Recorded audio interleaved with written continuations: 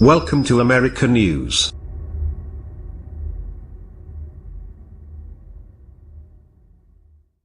Washington, a boost in medical providers and resources, greater awareness of mental illness within the military and improving the treatment of exiting service members could help combat a disturbing trend of increased suicides among veterans, lawmakers said Wednesday.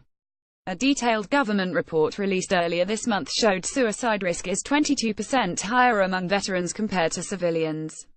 For female veterans, that risk was 2.5 times higher, while for male veterans the rate was 19% higher, according to a report released September 15 by the Department of Veterans Affairs.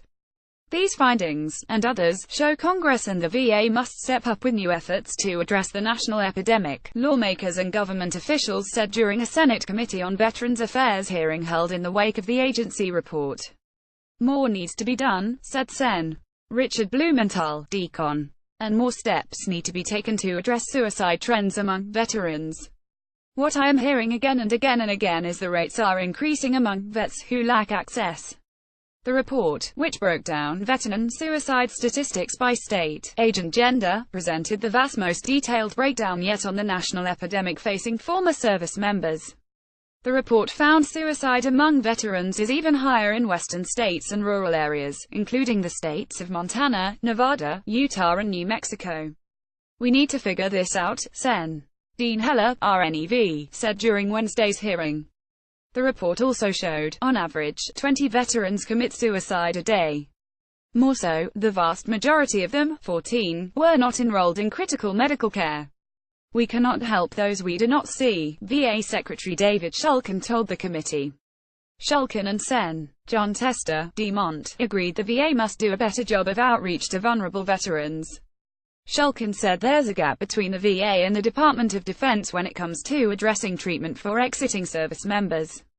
Craig Bryan, Executive Director for the National Center for Veterans Studies at the University of Utah, said about 70% of veterans who have attempted suicide were already diagnosed with a mental illness. Tester said more funding is needed to address the concerns. We need to do a better job of outreach, he said. It's going to cost money to get health professionals on the ground in urban and rural areas. The VA is also facing challenges filling a long list of openings, from high-ranking officials to mental health professionals. Shulkin said the agency needs 1,000 such professionals now. Sen. Jerry Moran, RKAN, told Shulkin that helps concerned the agency hasn't been filling its mental health professional openings fast enough. That is unacceptable, Shulkin said. We will do better. That just is not the way I want the department run. Blumenthal also expressed concern that suicides can be a worsening issue for those veterans who have been dishonorably discharged, especially among veterans suffering from mental illness. Veterans who have been dishonorably discharged can feel stigmatized, he said. It is a vicious cycle, a lethal cycle that can lead to suicide. Lawmakers suggested more can be done to address mental illness among service members exiting the military. For the military, the easy thing is to toss someone out who has behavioral problems, Tester said. The VA report examined the veteran suicide trends in all 50 states, the District of Columbia and Puerto Rico, from 1979 to 2014. The report also found the suicide rate among middle-aged and older veterans remains high. For example, 65% of veteran suicides in 2014 involved people age 50 and older. Officials have said they hope the report will be used to develop and evaluate suicide prevention programs across the United States and gain insight into high-risk populations. Shulkin has said the report's findings were deeply concerning, and has made suicide prevention his top clinical priority. He has said he is committed to reducing the suicides through support and education.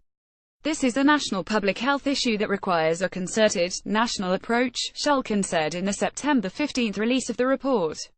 During his testimony, he also highlighted a hotline for veterans in crisis. Veterans needing such help can call 800-273-8255, 24 hours a day, 365 days a year. Grisales. Claudia@stripes.com. Twitter @CGrisales. VA Secretary David Shulkin prepares to testify before a Senate Committee on Veterans Affairs hearing on Wednesday, September 27, 2017, as committee members address the issue of suicides among veterans. Carlos Bongioannistars and Stripes.